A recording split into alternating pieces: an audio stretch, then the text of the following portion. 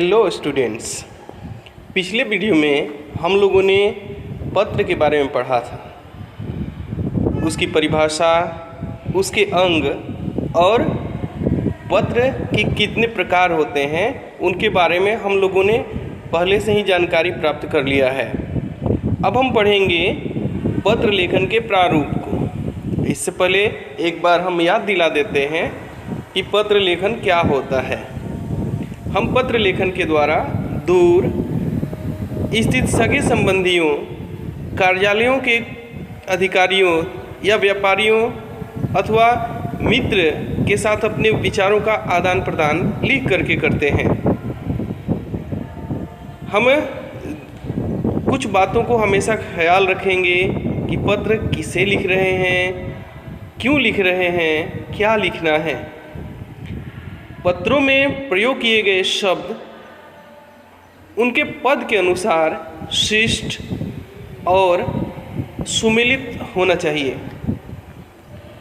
इनकी भाषा सरल अर्थात आसान और स्पष्ट होनी चाहिए। मुख्य बात यह है कि पत्रों का आरंभ अर्थात शुरुआत और समाप्ति अच्छे ढंग से होनी चाहिए। पत्र लिखते समय कुछ बातों का ध्यान रखना चाहिए, जैसे पत्र लिखने वाले का सही पता, तिथि, ये सब होना चाहिए। उनके लिए उचित संबोधन और अभिवादन होना चाहिए। हम संबोधन के बारे में विशेष रूप से इसमें पढ़ने वाले हैं। देखिए, पत्र के विभिन्न भागों में मैंने बताया था पता। यह औपचारिक पत्र के लिए और अनौपचारिक पत्र दोनों के लिए सबसे ऊपर बाईं तरफ लिखते हैं, अर्थात सबसे पहले हम पत्र को जिनके पास भेजते हैं उनका पता होना चाहिए, ठीक है। उसके नीचे एक ब्लैंक लाइन छोड़कर, एक खाली लाइन छोड़ करके तिथि अर्थात दिनांक हम लोग लिखते हैं। उसके बाद अगर पत्र औपचारिक है तो हम विषय लिखते हैं, अगर अनौपचारिक है तो विषय वहाँ पर नहीं लिखते हैं।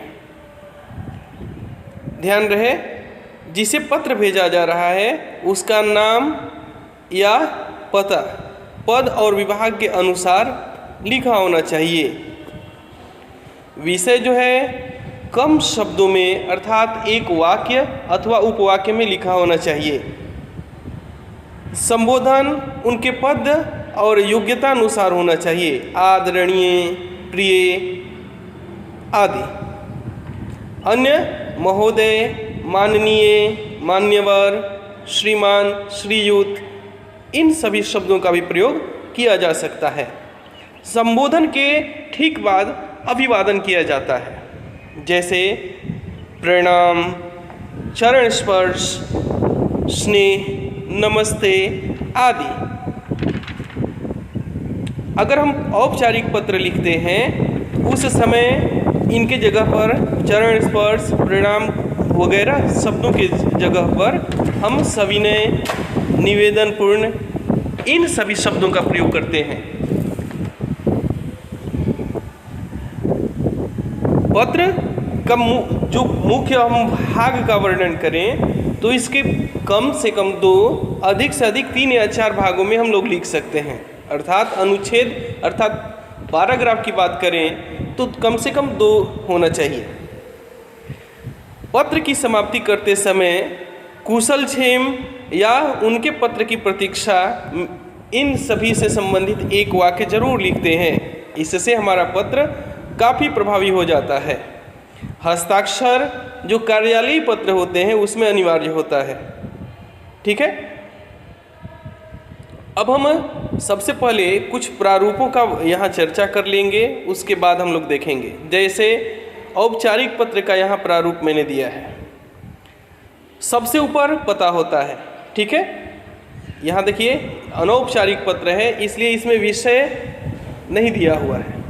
पता लिखने के ठीक नीचे दिनांक, सब के सब पत्र के शुरुआत में अर्थात ऊपर और बाईं तरफ से लिखा जा रहा है।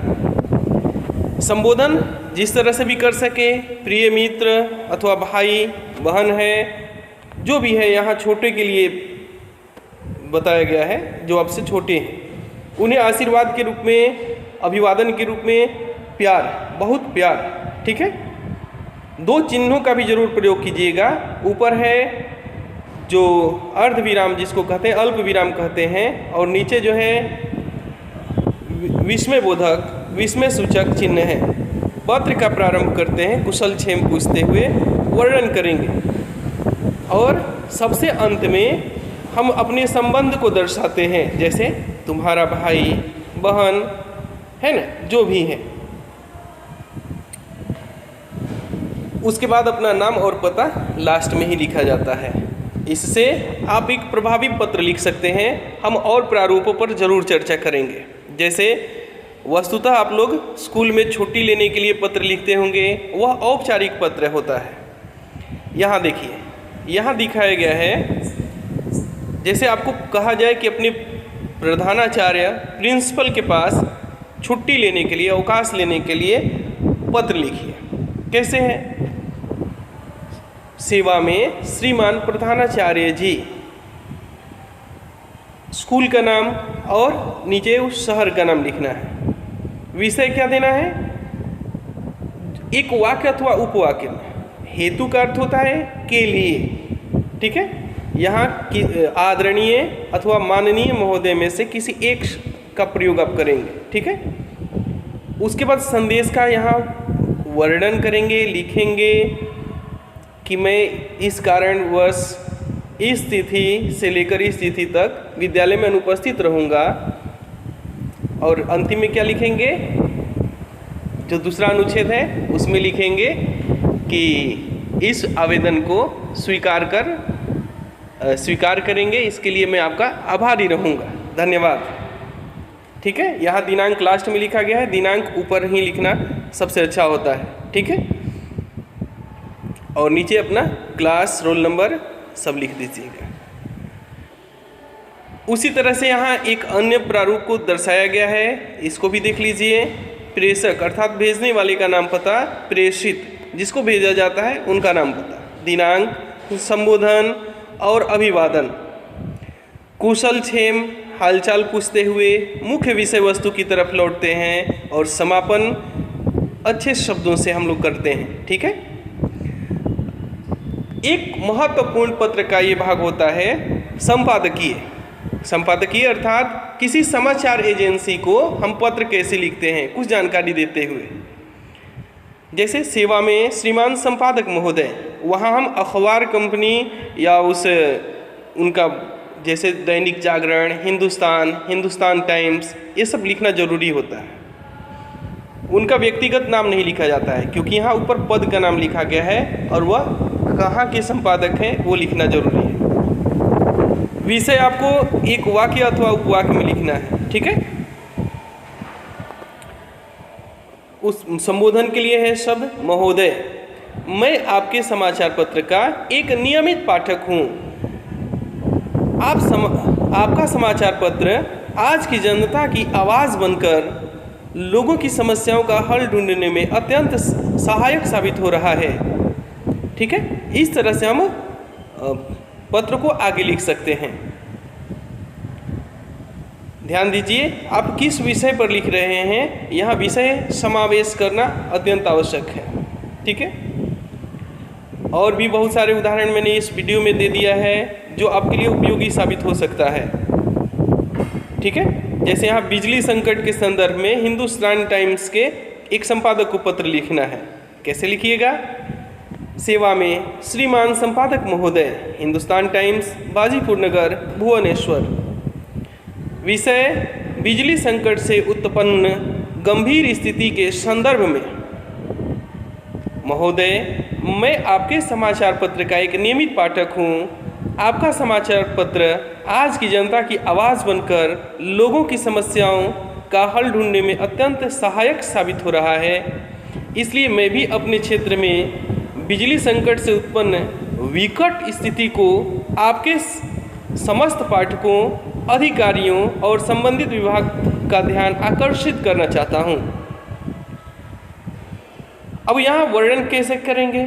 हमारे क्षेत्र में बिजली के समय समय पर गुल हो जाना अर्थात कट जाना, क्षेत्रवासियों के लिए अनेक कठिनाइयों का सामना करना पड़ता है। परीक्षा के दिन में विद्यार्थियों को अध्ययन में बाधा आ रही है। इस भीषण गर्मी में सभी का हाल बेहाल हो जाता है। घरेलू और व्यावसायिक कामकाज ठप हो जाता है। अंधेरे का लाभ उठाकर कुछ गैर सामाजिक गतिविधियों का भी अंजाम दे दिया जाता है।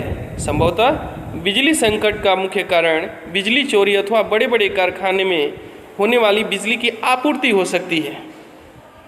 देखिए कितने अच्छे शब्द और वाक्य यहाँ प्रयोग किए गए हैं और इनका आप भी कर सकते हैं। अंत में उसी तरह से वाक्यों का प्रयोग करेंगे जो उनके योग्य हैं। अतः आपसे करबद्ध अनुरोध है कि इस मामले की गंभीरता से समझते हुए यथाशीघ्र अर्थात जितना जल्दी हो सके एक प्रभावी लेख छापकर बिजली संकट से उत्पन्न विकट स्थिति की ओर आपके समस्त पाठकों, अधिकारियों और संबंधित विभाग के लोगों का ध्यान हमारी समस्या की ओर केंद्रित करने की कृपा करें। धन्यवाद। बहुवदीय यहाँ अपना नाम लिख सकते हैं। ठीक है, तो आशा करता हूँ यह वीडियो आपको सीखने में काफ़ी प्रभावी सिद्ध होगा और जो भी इससे संबंधित आपकी प्रश्न हैं हम लोग आगे की वीडियो में हल करेंगे। मिलते हैं अगले वीडियो में। धन्यवाद।